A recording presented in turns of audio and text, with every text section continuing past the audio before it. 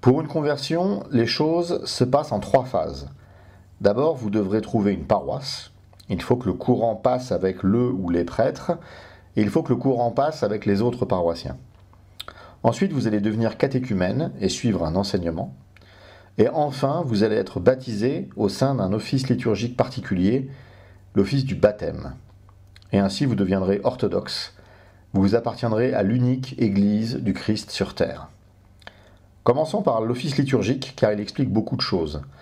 Si on le synthétise, il comporte 3 parties.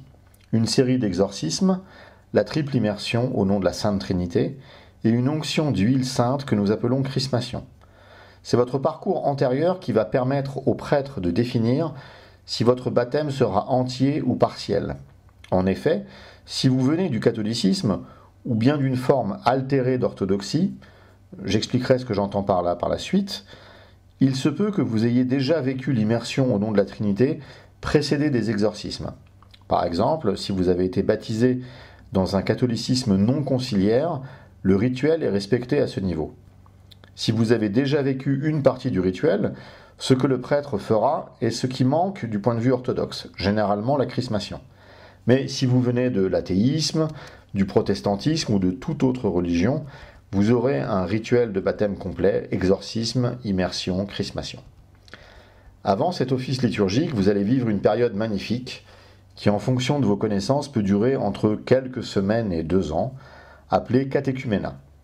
Cette période va être le moment, pour vous, de l'apprentissage de la foi orthodoxe. Si le prêtre réalise ceci sérieusement, il va vous donner des livres à lire pour ensuite échanger avec vous, voir ce que vous avez compris et retenu. Il va attendre de vous que vous soyez assidus à la divine liturgie chaque dimanche.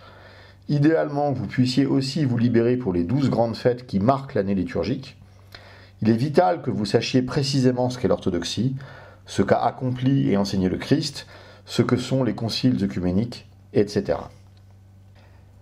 Mais avant tout cela, il y a la toute première étape, trouver une paroisse. C'est un parcours du combattant, je ne vous le cache pas. Vous pouvez tout à fait essayer de voir via les réseaux sociaux ou par votre cercle personnel. Notre paroisse Sainte-Clotilde, qui dessert la ville de Paris, est présente sur Facebook par exemple. Quelques conseils pour bien choisir une paroisse orthodoxe. Tout d'abord, assurez-vous que la paroisse en question soit bien une paroisse francophone.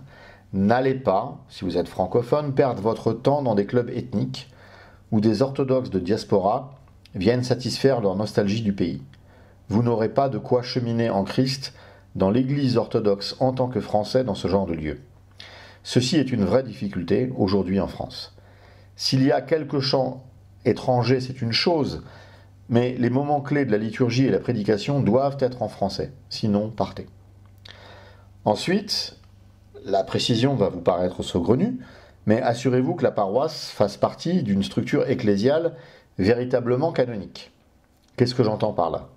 Eh bien, vous avez sur le marché de l'orthodoxie, si j'ose m'exprimer ainsi, des gens assez fantaisistes qui s'autoproclament évêques et qui s'entourent ensuite de personnes sincèrement en recherche.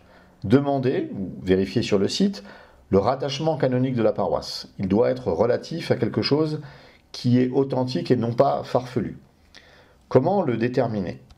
Demandez à savoir avec qui votre paroisse est en communion, quel est son évêque, quelle est sa succession apostolique.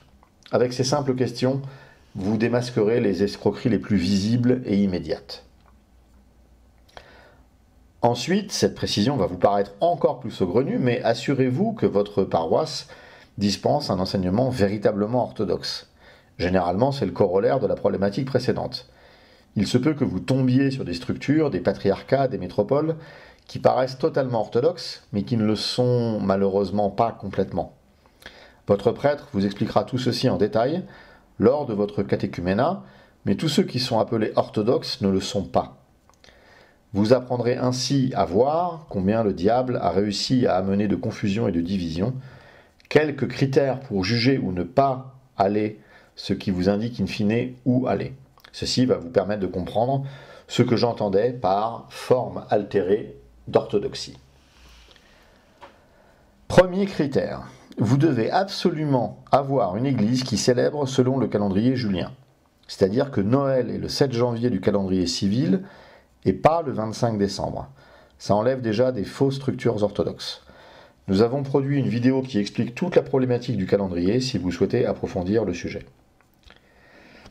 Deuxième critère.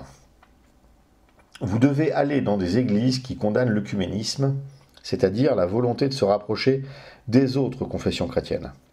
Un rapide échange à ce propos avec le prêtre vous éclairera. Soit il vous dira que c'est interdit par les canons de l'Église et il est interdit de prier ensemble, et vous avez plutôt un interlocuteur sérieux qui porte la voix de l'Église, ou bien il vous dira qu'il est important que nous soyons tous unis, fraternels, et absorbés dans l'amour que le Christ a pour l'homme, et là vous savez que c'est un interlocuteur qui porte la voix du monde, car ce n'est pas à cela que le Christ nous appelle. Ensuite, vous devez aller dans des églises qui sont conscientes du problème du sergianisme. Ce nom un peu technique pour un néophyte fait référence à une période douloureuse de l'histoire de l'Église en Russie. Pour faire court, le sergianisme, c'est quoi? C'est cette hérésie qui dit que le pouvoir séculier indique la canonicité de l'Église. C'est-à-dire que c'est le pouvoir séculier qui indique quelle Église est orthodoxe et canonique et quelle Église ne l'est pas. Sergianisme vient du nom du métropolite Serge qui avait reçu son pouvoir des communistes, ceci indiquant au monde quelle était, selon le Parti communiste, la vraie Église orthodoxe russe. Alors, ça peut vous paraître fou, mais ça a marché. Et ça marche encore aujourd'hui, en termes d'héritage, et dans plusieurs pays. C'est l'État qui a créé sa propre Église, marginalisant celle héritée des apôtres. Vous devez donc être dans une Église qui ne tire pas sa légitimité d'un pouvoir politique, mais bien de sa succession apostolique et de l'orthodoxie de sa doctrine. Votre évêque n'est pas orthodoxe parce qu'il est reçu à l'Élysée, mais parce qu'il respecte le droit canon de l'Église. Et je vous donne un indice, à ma connaissance, tous les évêques orthodoxes ayant interagi avec les autorités françaises ne sont pas pleinement orthodoxes. Ce n'est pas chez eux que vous trouverez une paroisse véritablement orthodoxe. Enfin, dernier critère, voyez si le prêtre est sérieux dans le catéchuménat. Si vous ne savez pas grand-chose et qu'il vous propose de vous baptiser au bout de 2 semaines, vous savez que malheureusement, vous n'avez pas encore trouvé de vraie paroisse. Voilà, avec ces critères, vous êtes en théorie bien armé pour discerner la fausse orthodoxie de la vraie. Il peut s'agir d'une fausse orthodoxie car célébrant sur un faux calendrier, ou bien d'une fausse orthodoxie car pratiquant l'œcuménisme, etc. Faites bien attention, une parfaite exécution liturgique n'est pas un gage d'orthodoxie. C'est juste un gage de sérieux liturgique. Vos recherches vous amèneront immanquablement dans les paroisses dépendant de l'Église russe hors frontières, non ralliée au patriarcat de Moscou en 2007, ou à des synodes vétéro-calendaristes provenant de pays ayant abandonné le calendrier julien. C'est un choix assez restreint de paroisses, j'en suis bien conscient, mais vous voulez devenir orthodoxe, non ?